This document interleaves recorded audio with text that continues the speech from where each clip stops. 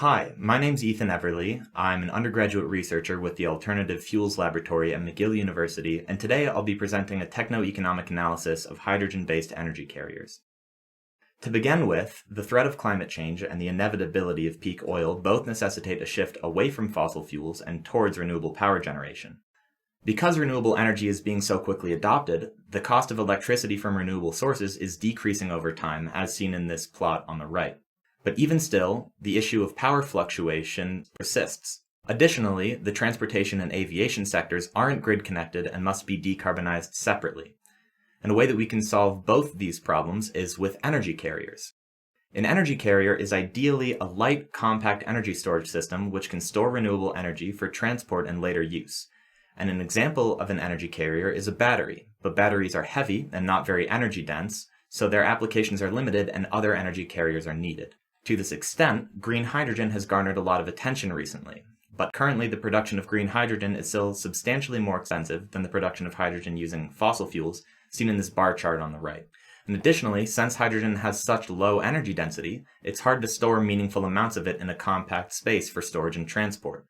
But once green hydrogen is made, it can alternatively be converted into other fuels known as hydrogen-based energy carriers. Now let's start by introducing some of the hydrogen-based energy carriers in this model. To begin with, we have liquid hydrogen, and we can see its energy density, where this is the number of tanks it would take to store the amount of energy in one tank of diesel. And we can improve upon this by converting this to ammonia. Ammonia's main drawback is that it's highly toxic, and it's hard to separate the nitrogen from hydrogen once ammonia is reconverted. But this issue of separation can be addressed by the next fuel, methycyclohexane, or MCH as I'll call it from here on out.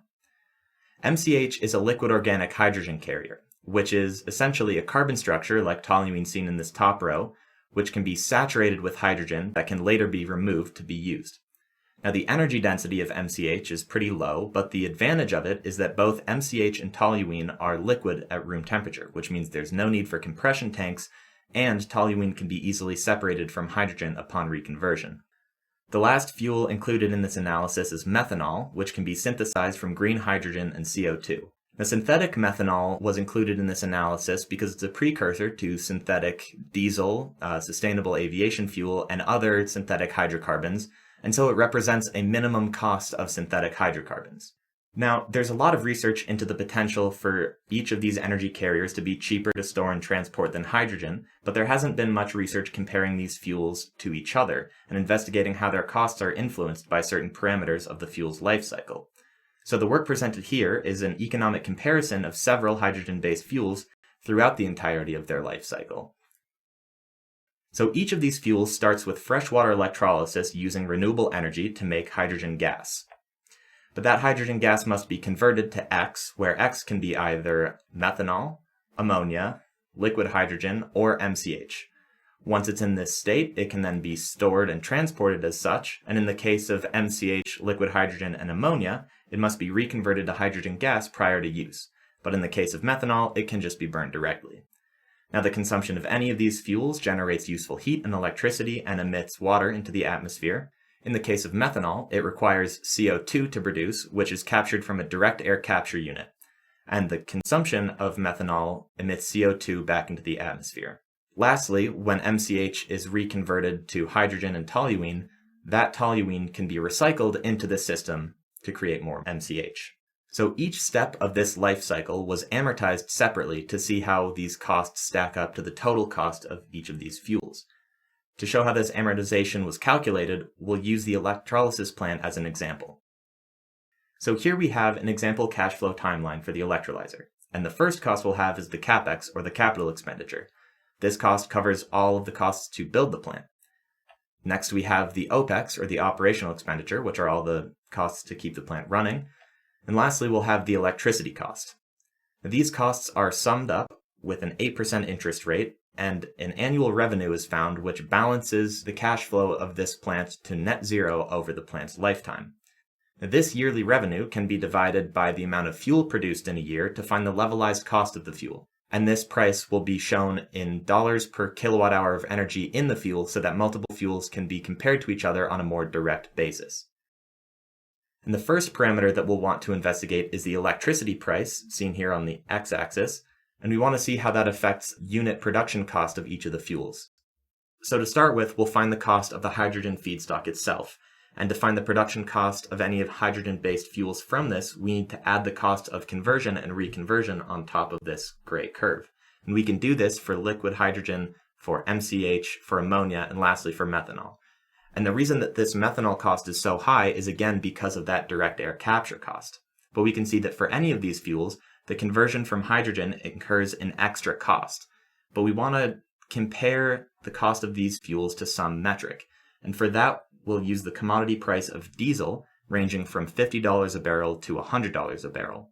So we can see that when using electricity from fossil fuel sources, the hydrogen-based fuels that you make will be more expensive than the original fossil fuels. But if we can use cheaper electricity from renewable sources, we can potentially drive that production price down. Unfortunately, even with the lowest renewable energy costs reported in the IRENA database, the costs of hydrogen-based fuels are not currently competitive with the cost of fossil fuels. But this is only half of the story, since the cost of electrolyzers is also projected to decrease over time as more electrolysis plants are built. So now we can investigate how the cost of an electrolysis plant, plotted in descending order on the x-axis, affects the production price of the fuel, again on the y-axis. So first we can plot the curve for hydrogen production with the current minimum electricity price, and we can see that even with cheaper electrolysis costs, hydrogen can't compete with fossil fuels. But if we reduce the price to 1.5 cents, we can now see that a certain electrolysis cost reduction makes competition with fossil fuels possible. And we can similarly find this threshold for MCH and ammonia, albeit at a lower electrolysis cost. And lastly, we can find that methanol never enters the range of competition.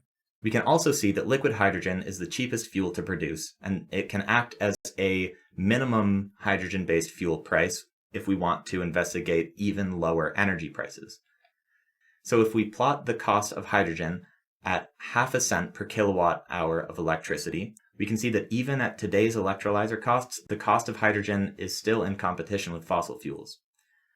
So ultimately, to reach this point of competition, a combination of reduced electricity price and reduced electrolysis costs will be necessary. But even if the production of hydrogen-based fuels is cheap, there's still the cost of storage and transport, which are also a huge setback for hydrogen. So now we'll use shipping distance as a metric of the storage and transport requirements of a system, and we can plot the effect of that distance on the x-axis against the unit delivered cost of the fuel on the y-axis. We see that liquid hydrogen quickly becomes more expensive than MCH and ammonia, even at relatively short distances. The reason that price of hydrogen is so sensitive here is because liquid hydrogen tanker ships are an extremely new technology, and the 1 or 2 ships in existence are much smaller and much more expensive than their ammonia, MCH, and methanol counterparts. So in the case of oceanic shipping, the cost of these fuels are reflective of the technological maturity of each fuel's shipping vessels. And we can also look at the costs when trucking the fuel, this time only going up to 3,000 kilometers, and here we can see that liquid hydrogen is the cheapest along the entire range. So liquid hydrogen trucks are a more established technology than liquid hydrogen ships, so these costs are more influenced by the energy densities of the fuel than the technological maturity. And when we look between the top and bottom plots, you'll notice that no one fuel is cheapest for both shipping and trucking, so an optimized application of hydrogen-based fuels could utilize more than one of these fuels in the same supply cycle. And speaking of applications for these fuels, case studies were constructed based off of commonly proposed uses for energy carriers, and this was used to provide a more concrete idea of the cost of using hydrogen fuels in these scenarios. So the first case study models the use of energy carriers to export surplus renewable energy to areas with a deficit of energy. In this scenario, hydrogen-based fuels are produced, shipped, and consumed year-round, being shipped a distance of about 2,400 kilometers. And we can build up these costs in segments, starting with the electrolysis cost, which is lowest for liquid hydrogen since there aren't any conversion losses, and next we'll have the cost of conversion and reconversion. And now what we have in total is the production cost of each fuel. And we can see, as we saw before, that liquid hydrogen is the cheapest to produce, but once we add the storage and transportation costs, the motivation to use MCH or ammonia becomes more apparent. Lastly, even though methanol is already the most expensive fuel, it's further penalized by the need for direct air capture units to obtain the CO2. And as we saw previously, none of these fuels are competitive with fossil fuels, but this does represent the best case scenario for the application of hydrogen-based fuels. Since the cost of storage and shipping has such a large effect on the cost of hydrogen-based fuels, applications where the fuel is being produced and used constantly with minimal storage are where hydrogen-based fuels are their lowest. But the need to store energy over longer periods of time is also a huge motivation in the pursuit of energy carrier technology, so we need to investigate the extent to which hydrogen-based fuels can be used for this purpose. This brings us to our next case study, modeling the use of energy carriers to moderate the annual fluctuation in renewable sources. In this case, the year is split into a 5-month period of constant fuel generation, where all the fuel is stored to be used in a 7-month period where there's no fuel generation. And we can stack the costs up the same as last time, but notice that in the previous slide, the cost range on the y-axis only went up to 25 cents, whereas here it goes up to 60 cents. So when we add the electrolysis costs and the cost of conversion and reconversion, the stacks are a lot shorter, but they show the same pattern of relative costs, with liquid hydrogen being the cheapest to produce. Even more so than in the last case, however, the cost of liquid hydrogen lurches above the cost of the other fuels when the storage costs are included. And again, we have the cost of the direct air capture plant that we add onto the methanol column. So here we have an example of a need for energy carriers that hydrogen-based fuels can't fulfill. While it's obvious here that liquid hydrogen is too expensive, even MCH and ammonia cost about 1.5 times as much in this case than they did in the previous case. So between these two cases, we've essentially found a best and worst use case for hydrogen-based fuels, and we can draw some conclusions based on this and the intuition we've gained from our sensitivity analyses. In summary of all of the hydrogen-based fuels, synthetic methanol and liquid hydrogen are the least cost-effective in general, but for applications with low storage and transport needs, liquid hydrogen can be cheaper than MCH or ammonia since it's cheaper to produce. But for large-scale distribution systems, MCH and ammonia are certainly able to deliver energy more cheaply than liquid hydrogen.